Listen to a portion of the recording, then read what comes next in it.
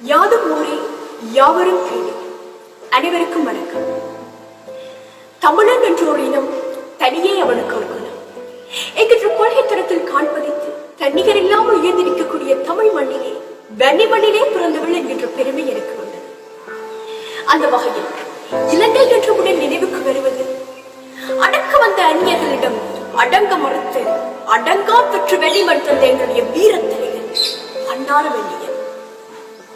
கொள்ளையடிக்க வந்து அந்நிய தலைகள் அறுபதிலே ஒரே வாழ்வீச்சில் வன்னி மண்ணிலே புரளிச் செய்த வீரவர்கள்.